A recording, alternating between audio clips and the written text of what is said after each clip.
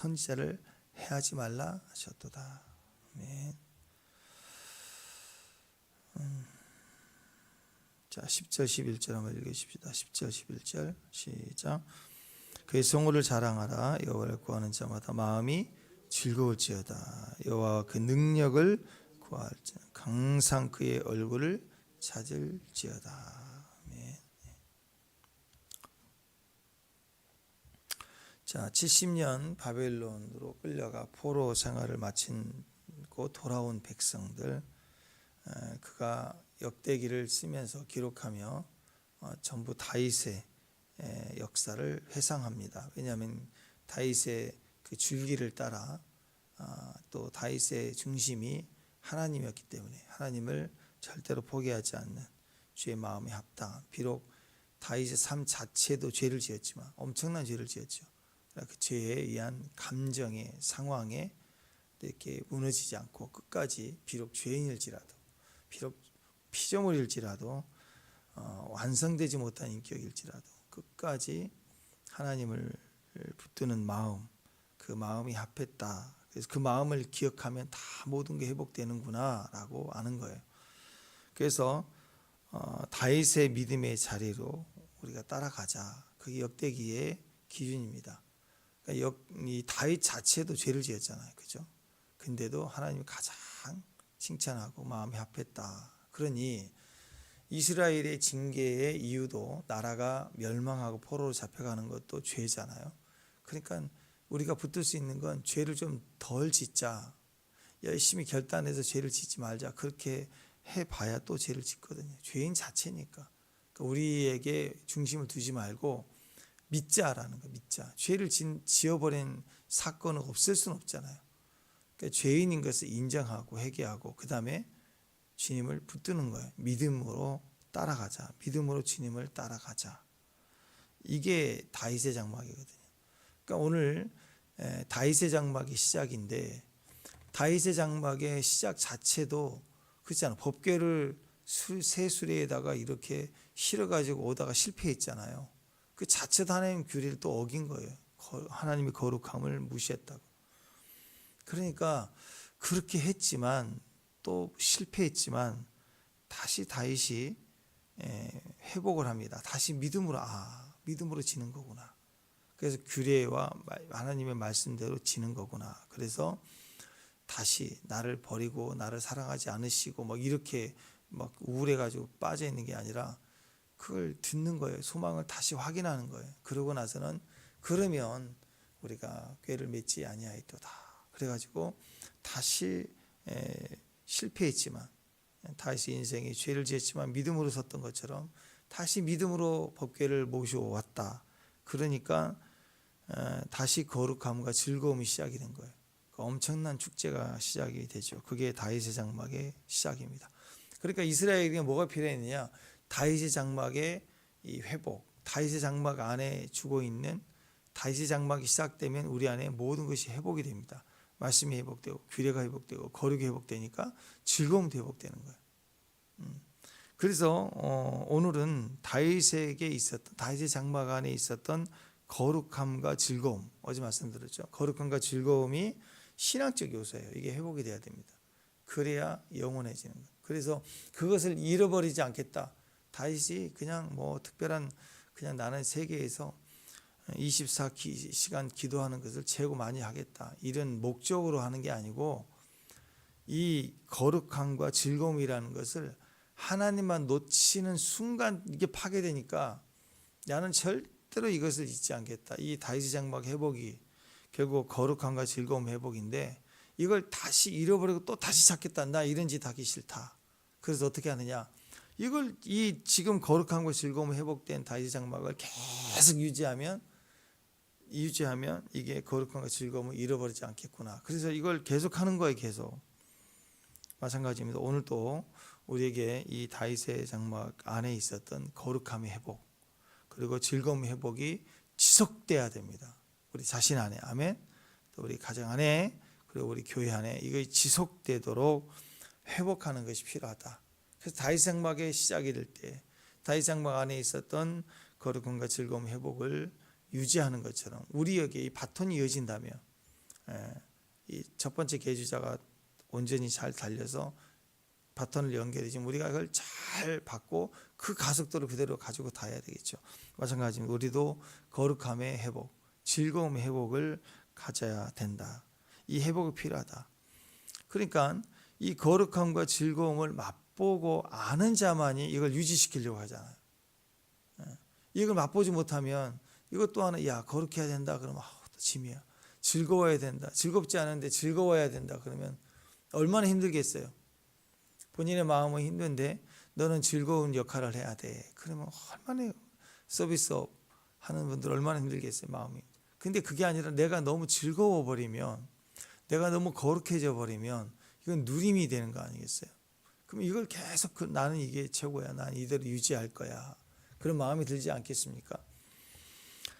그래서 이런 거룩함과 즐거움의 신앙적 요소로서 우리 안에 회복이 되는 것, 그게 이제 오늘 다윗의 장막의 시작인데, 오늘 16장에서 말하는 것은 그것에 대한 축복과 감사예요. 그러니까 거룩함과 즐거움이 회복되면 어떤 일이 벌어지느냐, 거룩과 즐거움이 우리 안에서 계속 반복되고 유지되면 어떤 일이 벌어지냐, 이 사람 통해서는요 축복과 감사가 막 폭발적으로 나가게 되는 거예요.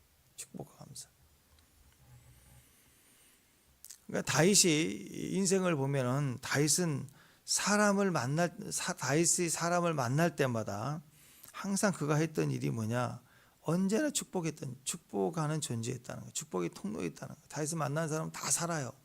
다윗 앞으로 몰려온 사람들은 살려줘야 다. 그러니까 포로기에서 돌아온 이 백성들을 말하는 것입니다. 이 백성들을 가져야 될 이 명제가 뭐이느냐, 그 정신이 뭐이느냐, 딱 그거예요. 포로기에서 돌아온 그 백성들이 하나님의 말씀대로 과연 우리가 돌아왔다 그랬을 때 그들이 가진 기준이 뭐냐, 정신이 뭐냐, 우리도 축복받은 존재구나, 이거예요. 그 말은 우리가 서로를 축복하자, 이거예요. 그러니까 십자가 공의와 사랑이라고 그랬죠. 자, 이 포로기에 돌아온 이 사람들의 정신은 딱 하나입니다. 하나님에 대해서는 우리가 거룩을 회복하자, 즐거움을 회복하자요. 영적 거룩함, 영적인 즐거움, 이게 같이 가는 거거든요. 하나님에 대해서 이제 거룩함과 즐거움을 회복했다. 그러면 하나님으로 말미암아 거룩함과 즐거움이 회복된 사람들의 특징은 이제 사람에 대해서, 수평으로 사람에 대해서, 인격에 대해서 어떤 일을 하느냐, 늘 축복과 감사예요.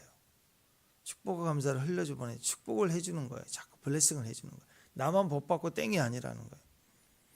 하나님 법궤를 되찾아 모셔오는 거룩함과 즐거움이 회복되면 하나님 앞에서 땡이 아니라 그 영생의 즐거움이, 그 축복이 너도 나처럼 이러면서 쭉 흘러보내는 거예요. 이웃을 축복의 사람으로 이렇게 서게 된다라는 것입니다. 그러니까 언제나 하나님에 대해서 감사하는 사람, 또 그런 사람들이 주변에 있다면 주변에 대해서도 항상 축복이 되는 사람, 이렇게 얘기합니다. 그래서 여러분 시편을 보면은, 시편에 보면 얼마나 많은 감사가 나옵니까? 그 감사가 중심에 있기 때문에 기계적으로 하나님께 감사하라, 아니 하나님을 찬양하라, 하나님 영광하라, 그는 위대하시다, 이걸 기계적으로 계속 하는 게 아니라 감사로 차고 넘친 사람들은 그 감격 속에서 하나님을 찬양할지어다, 그렇게 찬양과 시편에 있는 모든 고백들이 나오게 되는 거죠. 그러니까 그런 엄청난 시를 짓겠다, 엄청난 시를 노래하겠다, 부르겠다, 그렇게 결단하는 게 아니라 감사가 내 안에서 넘쳐나면 자연스럽게 주님을 영광하게 돼 있어요. 찬양하게 돼 있다. 그러니까 감사하는 마음, 다윗이 찬양을 했던 이유는 그 속에 하나님 향한 마음이 깊고 컸기 때문이죠. 감사로 가득 차 있었기 때문입니다. 그래서 찬송시에 고백되어 있는 그 중심이라고 하는 것, 그게 오늘 우리 안에 가득 차야 된다. 그래서 이스라엘 백성들이 포로기에 돌아와서 다윗의 이 마음으로 회복하자, 다윗의 이 마음의 자리로 서자, 이게 그들의 역대기를 쓴 목적이었다고 하는 것입니다. 그러니까 우리는 하루하루 이렇게 살아가잖아요. 그러니까 살아간다는 건 뭐예요? 집에서 가만히 혼자 있어 숨만 쉬는 걸 말하는 게 아니죠. 하루하루를 살아간다는 것은 하루하루 사람을 만나는 거예요. 사람을 만나는 것은 만나는 것이 축복이에요. 여러분 사람 만나는 게 축복입니다. 아멘. 그러니까 그 말은 뭐예요? 사람을 만날 때마다 축복하라는 뜻이에요. 그걸 풀어서 얘기할 때 네 원수를 사랑하라는 말입니다. 사람 그러면 지긋지긋하고 사람 그러면 만나기 싫고 피하고 싶고 그건 우리 존재의 목적을 잃어버리는 거예요. 우리 존재는 사람을 만나면 무조건 축복하는 거예요. 왜? 축복의 존재니까. 이 사람이 나쁜 사람이든 좋은 사람이든 그게 중요한 게 선악과가 아니라 나를 만난 사람은 다 축복받는다니까요. 그거 여러분 원하지 않아요?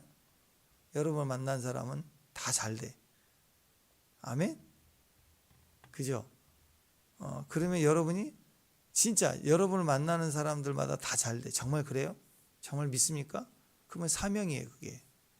누구를 만나든 가만히 있지 말라는 거예요. 적극적으로 축복하라는 거예요.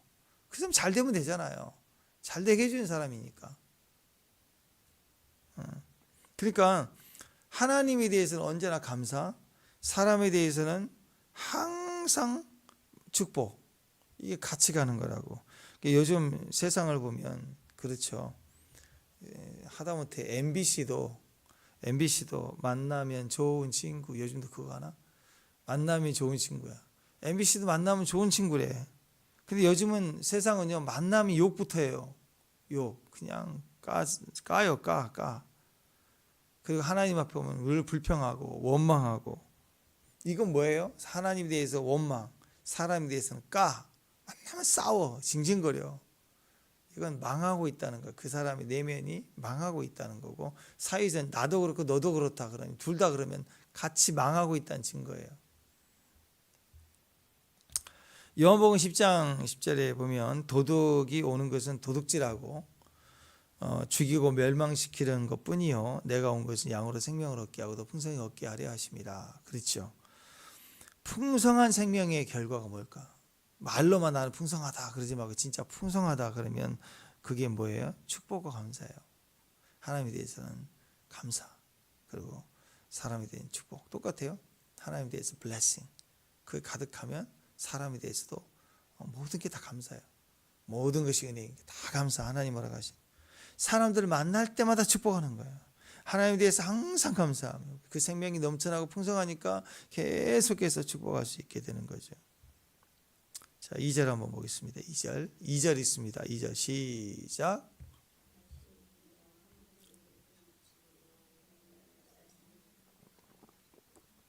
자, 지금 오베데돔 집에서 언약궤를 이제는 가지고 나왔어요. 그리고 어디를 갔느냐? 지금 다윗의 성에 이제 가지고 왔는데 자기 자리에 가지고 온 그 말씀의 궤, 말씀. 그럴 때 지금 뭐 하느냐? 제일 먼저 다윗이 법궤를 찾아와서 제일 먼저 한 일이 뭐냐?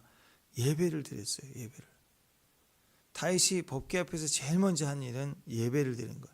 번제와 화목제를 드렸대요. 번제는 뭐예요? 온전한 희생이죠. 100% 되어버리는. 화목제는 목적이 뭐예요? 하나님께도 드리지만 나눠 먹는 거. 우리가 같이 화목되게 우리 같이 나눠 먹는 거. 그러니까 하나님에 대해서 사람에 대해서 다 같이 포함되어 있는 엄청난 예배를 드렸다. 그리고 나서 한 일이 여호와의 이름으로 백성들을 축복했다. 그러니까 다윗이 2절 보세요. 화목제, 번제 화목제를 드리고 드리기를 마치고 제일 먼저 와서 예배를 드리고 그 다음에 여호와의 이름으로 백성들을 블레싱, 축복했다고. 축복. 우리가 할 일이에요. 엄청난 예배를 드려야 됩니다. 아멘. 그리고 나서는 축복하는 거예요. 축복. 다윗이 왕으로서 맨 처음 했던 일이 뭐냐? 하나님의 법궤를 찾았을 때 맨 처음 했던 일이 하나님에 대해서 예배, 백성에 대해서 축복. 이 정신을 놓치지 않겠다. 그래서 다윗이 왕으로 있는 날 동안 내내 했던 게 뭐예요? 하나님에 대해서 항상 예배. 예배의 불이 꺼지지 않도록 다윗이 장막을 시작한 거라고. 또 백성들에 대해서는 늘 축복하고 블레싱하는 일들을 행하게 됐다. 또 축복뿐만 아니라 3절 보십시오. 3절에 보면 뭐가 나와요? 과자도 나 먹어도 과자. 3절 시작. 이스라엘 모든 사람 곧 남녀노소에게 어떻게 떡 한 덩이와 고기 한 조각, 건포도 떡 한 덩어리씩 나누어 주었더라. 예, 그러니까 떡, 과자, 고기, 조각 이런 걸 막 나눠 먹고 마시고 막 실제로 이렇게 축복이죠. 소 한 마리씩 주고 그런 게 아니잖아요. 이렇게 나눠서 떡 한 덩이 남겨놓아서 모든 사람과 더불어서 과자를 주고 떡을 주고 조각을 주고 나눠 먹고 이렇게 즐거이 보냈다라는 거예요. 이게 뭐예요? 축복이죠. 축복하면서 하나씩 주는 게 블레싱이란 말이에요.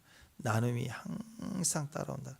그러니까 여러분 축복한다는 건 뭐예요? 항상 뭔가 나눠주는 거예요. 여러분 주변에 여러분에게 어떤 사람이 축복인 줄 알아요? 여러분에게 어떤 사람이 여러분에게 축복이 되는 줄 알아요?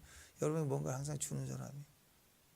여러분 생각해 보세요. 여러분들 누구한테 제일 많이 받았어요? 물론 하나님이고 그렇지만 그게 우리 여러분의 부모님이. 과거를 돌아보세요. 하나하나 기다려주고 내가 올 때까지 기다려주고 데려다주고 먹여주고 그렇잖아요. 그죠? 여러분 주변에 좋은 친구는 어떤 친구예요? 내가 생각하는 좋은 친구 아니에요. 여러분에게 제일 많이 만나고 제일 많이 얘기하고 제일 많이 얼굴 보고 제일 많이 말 섞어주고 이게 제일 좋은 친구라.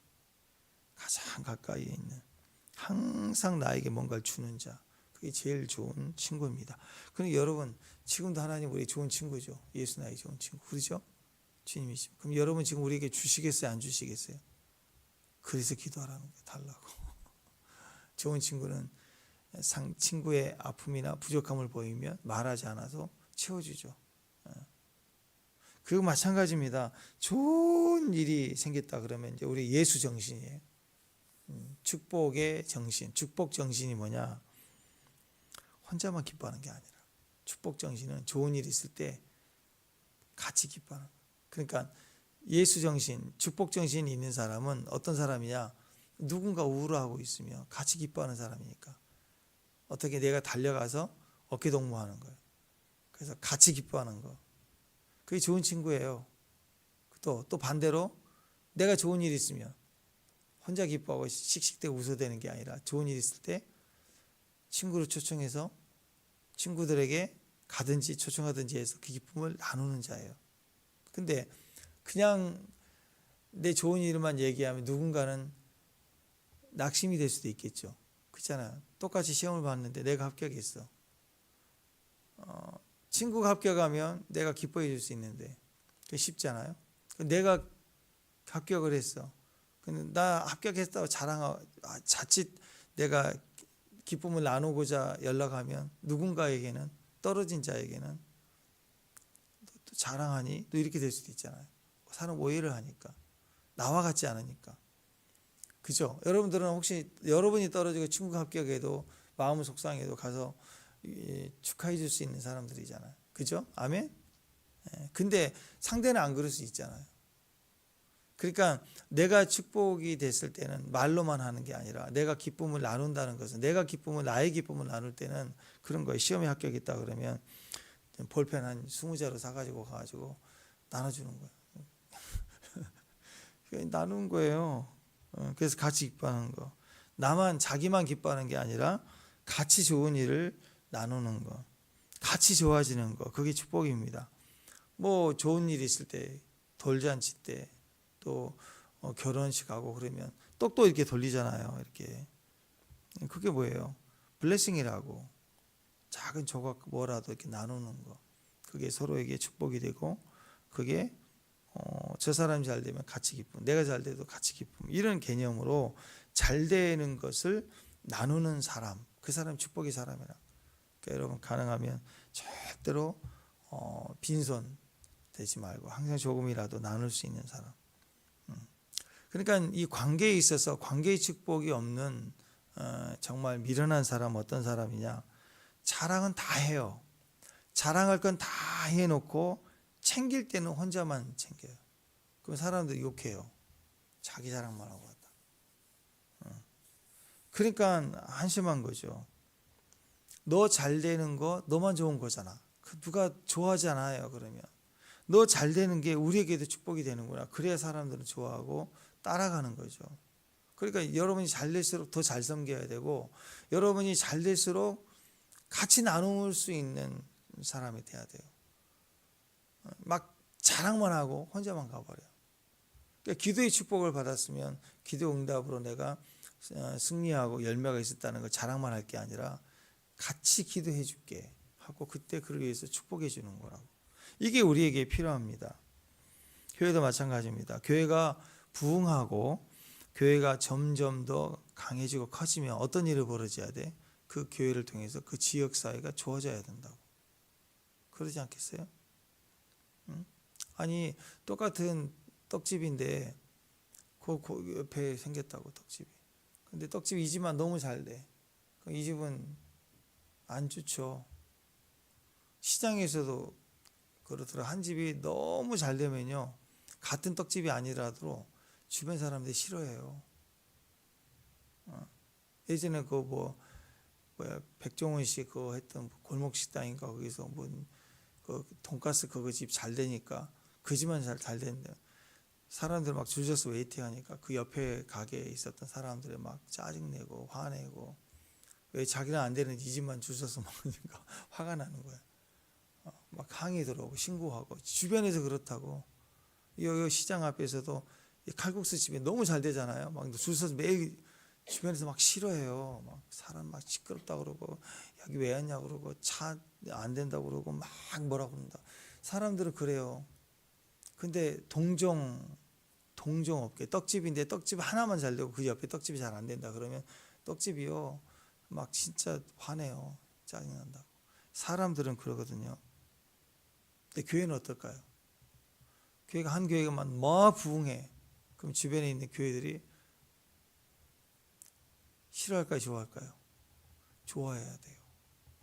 왜? 그 교회 잘 되는 게 전체가 이게 세상과 교회가 다른 거라고. 그래서 예전에 우리 코로나 걸렸을 때 그 시기에 너무 어렵잖아요. 우리 교단에서도 덜 보지도 않아요. 교단에서. 근데 저기 강동 그 지역에 내가 들으니까 그 지역의 큰 교회 중에 한 교단을 초원해서 큰 교회가 이 지역의 개척교회들 얼마나 힘든가. 그래가지고 그 교회에서 그 서로가 어렵잖아요. 그 교회에서 그 지역에 있는 개척교회를 다 부목사님이나 전사님들이 가서 조사를 다 해갖고 보고를 해가지고 한 교회당 200만 원씩인가 그 교회 그 대형 교회가 다 지원을 떼는 거예요.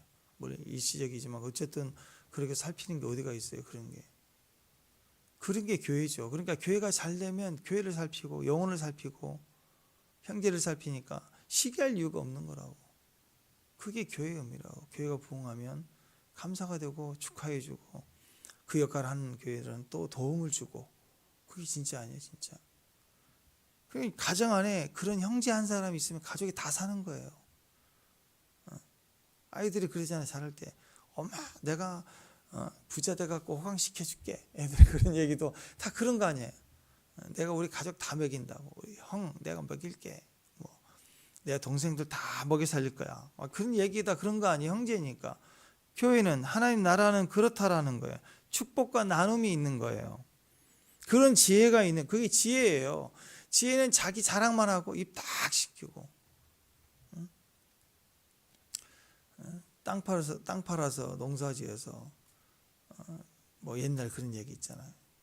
큰 아들 장남 대학까지 시골에서 보냈는데 동생들 학교도 못 보내고 근데 다 성공하고 나서 결혼하고 입 닦아버리고 뭐 그런 의미가 아니죠. 장남에게 땅을 주고 또 산을 주고 그건 살피라는 거죠. 책임이 있는 거예요. 축복이 되라는 거예요. 그래서 여러분 우리 그거 기억해야 됩니다. 하나님 앞에서 부끄러운 거예요. 여러분이 은혜를 더 받으면 얼마나 감사해요. 그죠? 2배 은혜를 받았다. 거기는 블레싱의 사명이 있는 거라고. 물질의 복을 받았다.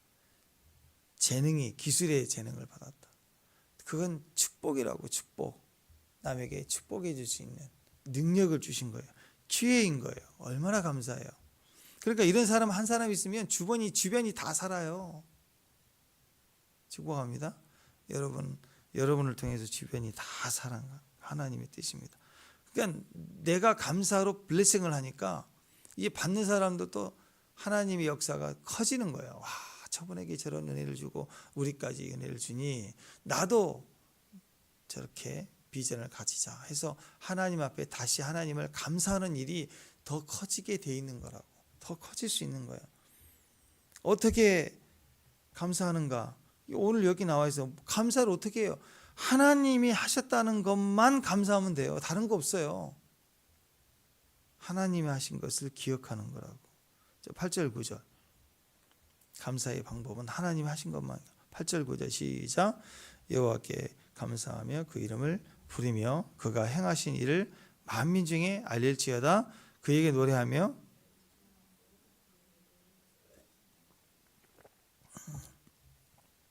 8절 중간에 보니까 그가 행하신 일을 만민 중에 알릴지어다. 주님이 행하신 일을 알리는 거예요. 9절에 그 모든 기사를 전하라. 하나님 하신 일들. 그 감사하는 거예요. 감사합니다. 감사합니다. 전하면 되는 거예요. 하나님이 어떤 일을 하셨다 그러면 하나님께서 만들어 주시는 것에 대해서 하나님 일하신 것에 대해서 하나하나 감사하는 거예요. 하나님이 일하시니까 그러니까 감사하는 거예요. 그냥 가만히 있으면 안 돼요. 하나님 일하시는데 가만히 있으면 안 되죠. 감사해야 돼요. 하나님 일하시는 거. 2025년 절반이 지나갑니다. 올해 받은 말씀을 붙잡고 돌아보면 반년을 돌아보면 하나님이 일하신 게 있잖아요. 아멘. 오늘 한번 돌아보십시오. 그러면 1월달 2월달 돌아보면 하나님 일하신 게 있다고. 그러면 너무너무 감사한 거. 그럼 어떻게 전해요? 감사하는 게 전하는 거예요. 감사하는 게. 그게 전도예요. 또 하나는 11절에 뭘 구하려 해야 돼? 11절 시작. 여호와와 그 능력을 구하며 그 얼굴을 항상 찾을지어다. 그 얼굴을 구하라. 하나님의 능력을 구하고 또 의지하라는 말입니다. 돌아보면 돌아볼수록 생각하면 생각할수록 하나님이 일하신 게 있잖아요. 그러면 그분이 일하셨다 이거를 알리는데 감사하면 어떤 일이 벌어지느냐. 이전에 없었던 그분이 일하심에 대한 강력한 믿음과 확신이 낙심되어 있다가 상황이 어려워도 마음에 확 차고 올라와요. 그 감격과 감동이 핑 하고 돈다고. 그러면 갑자기 내가 내 형편에 밑도 끝도 없이 갑자기 뭐가 될 것 같은 막 부요함이 올라와요. 될 것 같은 확신. 이 확신이 내 안에 막 충만해지는 거예요. 그러면 11절로 곧바로 이어지는 거예요. 초자연적으로 여호와를 구하고 그의 능력을 구하고 그 얼굴을 구하는 사람이 되는 겁니다. 두 가지예요. 하나님 얼굴, 임재를 구하는 거예요. 그의 능력, 기름 부음을 또한 구하는 거예요. 하나님 임재, 그 얼굴을 구하고 주님이 너무 좋은 거예요. 그리고 충만해지니까 여호와께 능력을 구하는 거예요. 하나님 일을 도와주세요. 두 가지를 다 구할 수 있게 됩니다. 이게 하나님을 의지한다. 그 말은 하나님께 영광을 돌린 것이다. 하나님을 의지해야 영광이 되는 거예요. 하나님 도와주시니까. 사실 여러분 아이들이 부모에게 효도하잖아요. 부모에게 뭘 효도하는 거예요? 아이들이 부모에게 뭘 효도해요? 자, 우리 예린이처럼 수아처럼 어린아이 지금 부모에게 최고의 효도를 하고 있죠. 우리가 효도 그러면 어떤 생각을 가져요? 지금도 우리가 가지고 있는 생각은 뭐예요? 돈을 좀 많이 벌고 용돈을 챙겨드리고 이게 효도인 줄 알잖아요. 근데 보세요. 우리 부모 입장에서 보면 뭘 자녀가 해주는 것도 효도한다라고 생각하고 고맙지만 우리 예린이 보면 우리 수아 보면 아이들 보면은 무슨 생각이 돼요? 그 자체가 효도하는 거 아니에요? 그죠? 그래서 효도는 똑같아요. 하나님의 얼굴을 구하는 것이 있고 하나님의 능력을 구하는 것도 있고 우리 기도에 두 가지가 있어야 되잖아요. 마찬가지입니다. 효도도 뭔가 해드리는 것도 효도지만 존재 자체가 효도라는 걸 알아요. 여러분 자체가 귀한 존재예요. 귀한 존재. 그러니까 어린아이는 늘 부모를 의지합니다. 아이가 지금 우리 예린이 보세요. 우리 예린이가 최고로 효도하는 건 최고로 효도하는 장면은 뭔지 아세요? 엄마 찾는 거예요. 그냥 얘가 자고 있는 것도 효도예요. 자고 있는 것도. 근데 그냥 두리번 하면서 엄마 없으면 불안해하고 막 엄마 하고 엄마 붙들고 막 이 장면이 제일 효도를 잘하는 거예요. 생각해 보세요. 여러분 부모로서 여러분 자녀들에게 언제 제일 고맙고 기쁘고 감사해. 여러분 찾을 때잖아요. 전화 한 통화라도 자꾸 어마어마어마어마. 나 이따 저녁에 할 테니까 고기 해놔 그러면 이 양양양양 네가 언제 먹으냐 말은 그렇게 해도 벌써 손을 막 준비하고 있지. 냉장고 열어보면서 고기 해준 게 있나 찾아본다고. 입으로는 네가 냥냥냥 더운데 막 조금 말은 그렇게 해도 냉장고를 찾아보면서 뭐 고기가 있는지 확인도 없으면서 사야지 뭐 생각하잖아요. 다 얘기하면서. 그러니까 자식이 찾으면 얼마나 기쁘겠어요. 할렐루야. 예. 그때가 좋았죠. 박 권사님, 우리 우연히 짠 하면서 앞에서 막 설치고 막 다니고 막 가이드하고 내가 할게 들고 다니. 그게 축복이잖아요. 지금 오늘 그랬으면 좋겠어요. 막 우리 정의가 쫓아와가지고 어마마마마마마마막 인이가 질세라 막 이러고 있고 바글바글 그러고 있으면 얼마나 경제가 얼마나 재밌어요. 그죠? 예. 의지하는 거, 부모를 의지하는 게 최고의 축복이고 그게 영광스러운 거예요. 우리가 하나님 영광할 수 있는 최고의 방법은 내 뜻대로 내 마음대로 내가 설쳐갖고 성공한 다음에 하나님께 멋지게 영광한다. 그런 거 없어요. 종교예요, 종교. 있는 모습 그대로 하나님을 극단적으로 의지하는 거. 그걸 영광한다라고 해요, 영광. 엄마들이 더 잘 알아요. 아빠들보다 엄마들은.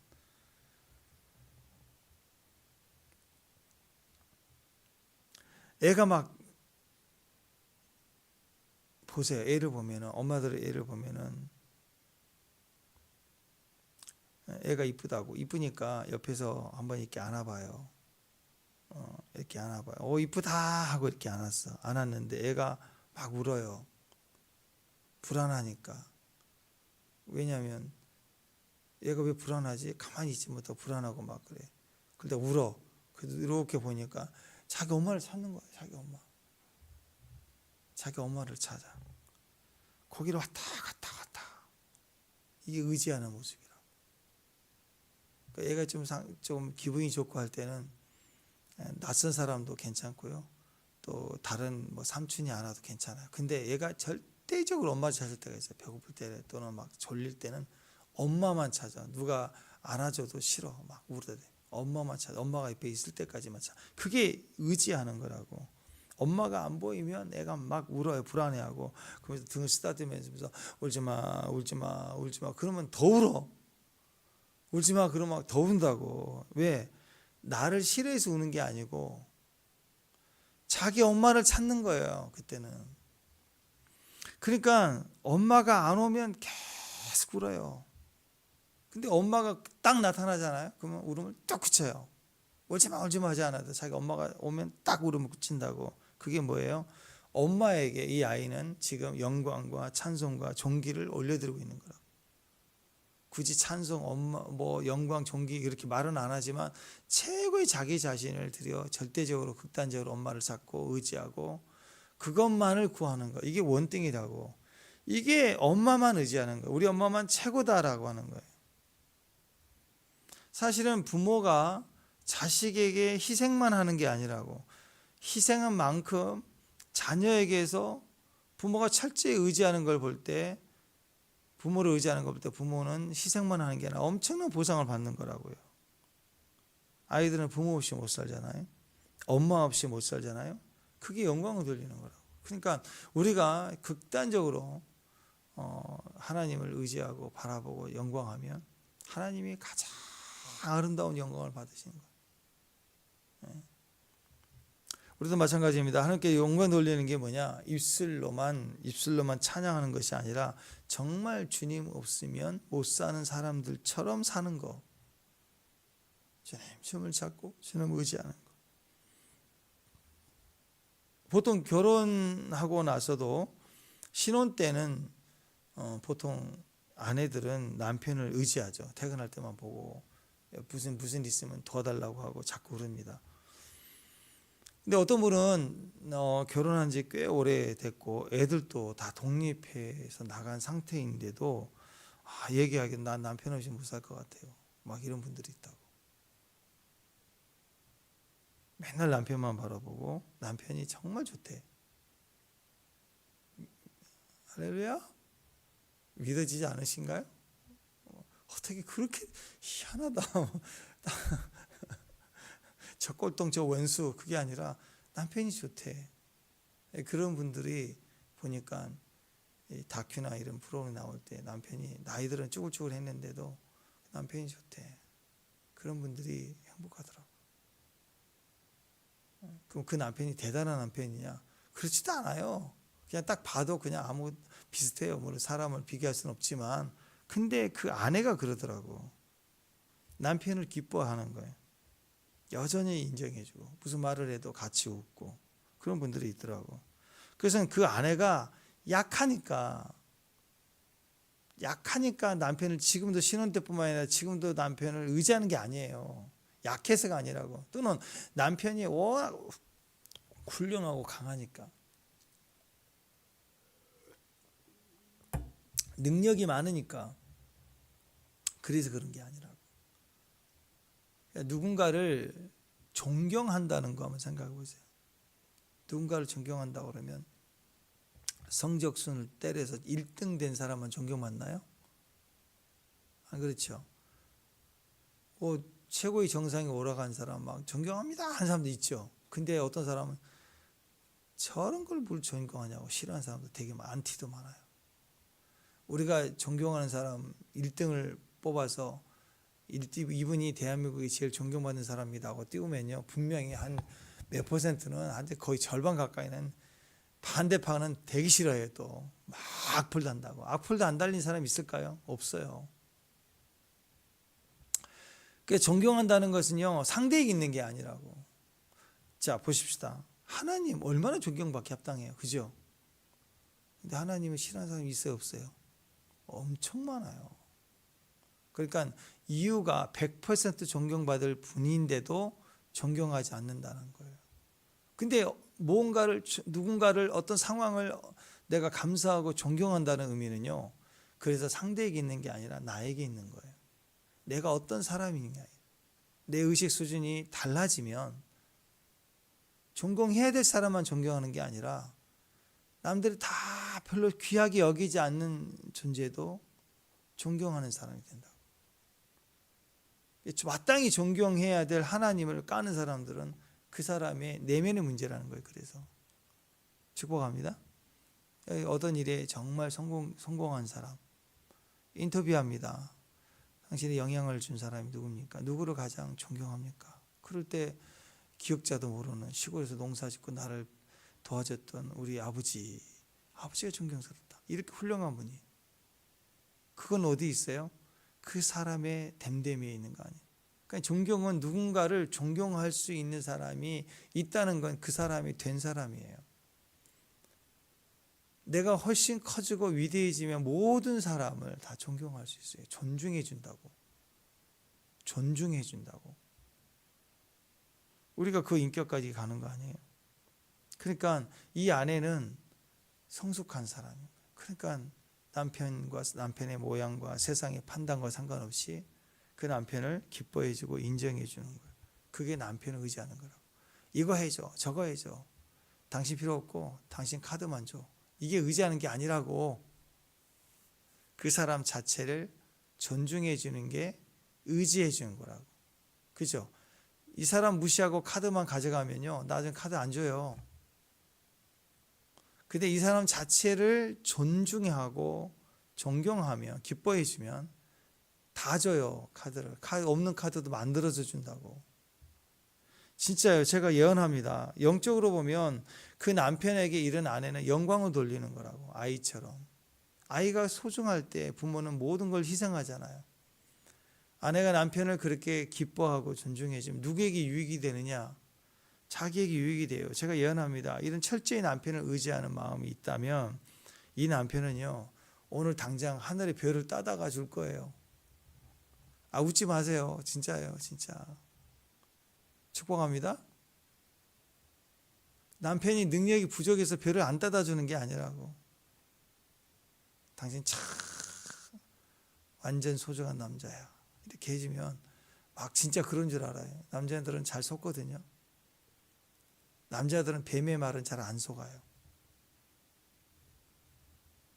축복합니다. 그래서 하와에게 뱀이 온 거예요.